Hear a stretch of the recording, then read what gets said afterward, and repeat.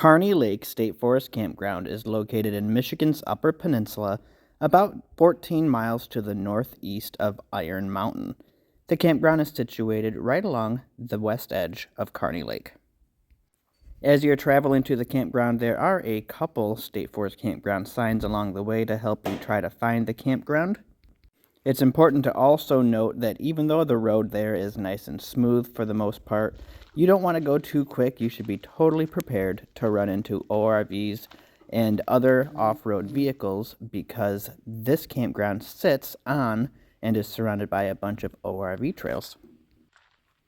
The campground itself has 16 sites available. Most of the sites are plenty big enough for a couple tents, small pop-up camper, and small trailer.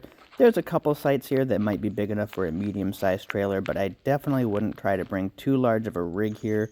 Some of the sites might be able to accommodate it, but you're really stretching the size of the sites.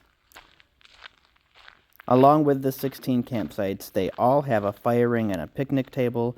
There's a outhouse here at the campground, and there's one pump to hand pump water, so you have some drinking water available to you.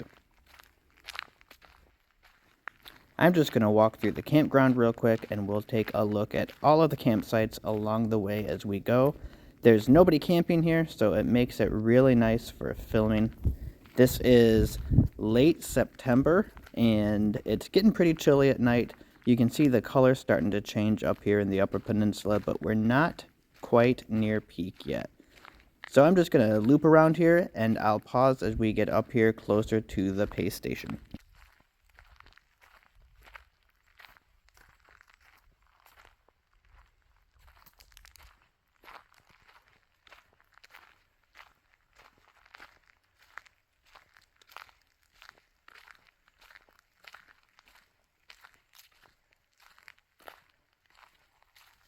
That sign over there on the right, that is a sign letting us know there's actually no garbage cans here.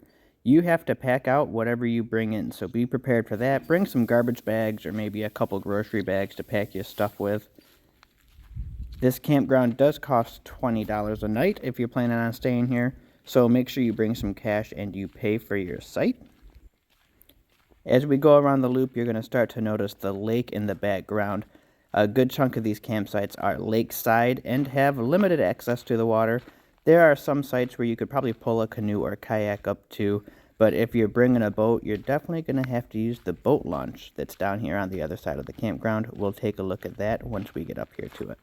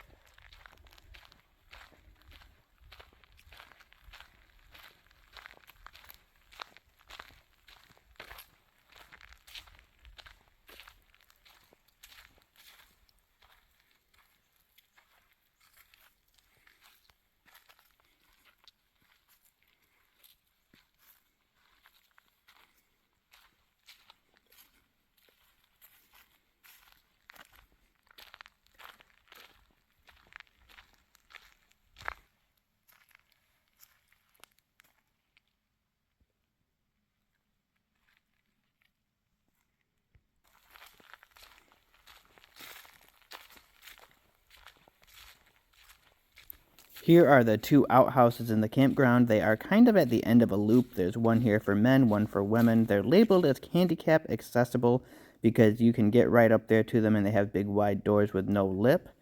There is a campsite that's practically right at the end of them, and you can smell the outhouses from that one lone campsite.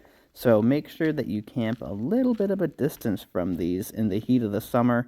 I'm going to guess that since we're into late September, they haven't been cleaned out or used in a while, and they just didn't smell that well. Continuing now around the loop, we're going to head down to the actual boat launch area. Looking down in the water, I don't think the phone's going to pull it up really good, but there are several what look like bluegill, maybe. Yeah, there we go. Look at that. Several fish down in here.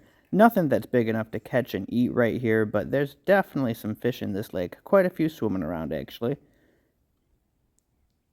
You can see the lake is kind of small, but it's nice and quiet and calm. I wish I had more time. I would absolutely put my kayak in, but instead we're going to have to settle for some drone video.